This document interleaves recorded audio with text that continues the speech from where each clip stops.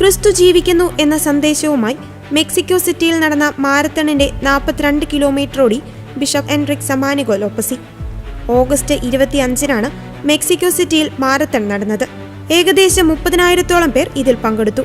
അവരിൽ മെക്സിക്കോ അതിരൂപതയുടെ സഹായമെത്രാൻ എൻറിക് സമാനിഗോ ലോപ്പസിന്റെ പങ്കാളിത്തം വേറിട്ടു നിന്നു.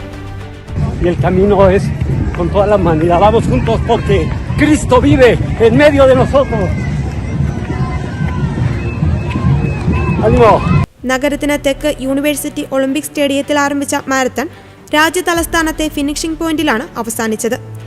ശാരീരികവും ആത്മീയവുമായ ആരോഗ്യം സമന്വയിപ്പിക്കാൻ കഴിയുന്ന ഒരു മികച്ച അനുഭവമായിരുന്നെന്നും ചില പരിക്കുകൾ കാരണം താൻ സ്പോർട്സ് പരിശീലിക്കുന്നത് നിർത്തിയിരുന്നതായും 50 വയസ്സുള്ള ബിഷപ്പ് സമാനിഗോ ലോപ്പസ് പങ്കുവച്ചു.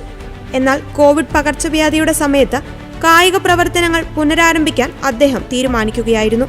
2023-ൽ അദ്ദേഹം 21 കിലോമീറ്റർ ഹാഫ് മാരത്തൺ റൂട്ട് പൂർത്തിയാക്കുവാൻ ശ്രമിച്ചു.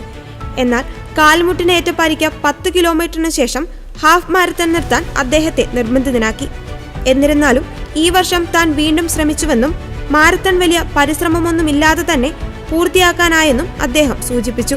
ചിയാപാസിലെ San Cristobal de las Casas രൂപതയുടെ 72-കാരനായ ബിഷപ്പ് റോഡിഗ്രോ അഗ്വിലാന്റെ മാതൃകയാണ് തനിക്ക് പ്രചോദനമായതെന്നും ബിഷപ്പ് കൂട്ടിച്ചേർത്തു. എല്ലായ്പ്പോഴും താൻ ഓടാൻ പുറപ്പെടുന്നതിന് മുമ്പ് ദൈവത്തോട് ഒരു പ്രാരംഭ പ്രാർത്ഥന നടത്തുമെന്നും ബിഷപ്പ് സമാനിഗോ വിശദീകരിച്ചു. മാരത്തണിനെ ജീവന്റെ പാതയോടാണ് ബിഷപ്പ് ഉപമിച്ചത്. ഈ പാതയിൽ ലക്ഷ്യം വിശുദ്ധിയും സ്വർഗവുമാണെന്ന് അദ്ദേഹം പറയുന്നുണ്ട്. കൂടാതെ മറ്റുള്ളവരുമായി പങ്കിടുകയാണെങ്കിൽ ഒരോട്ടത്തിലെന്ന പോലെ വേദനയുണ്ടെങ്കിൽ പോലും സ്വർഗമെന്ന ലക്ഷ്യം എല്ലാറ്റിനുമുപരിയായി വിലയുള്ളതാണെന്നും ശാശ്വത മാർഗമാണെന്നും ബിഷപ്പ് കൂട്ടിച്ചേർത്തു.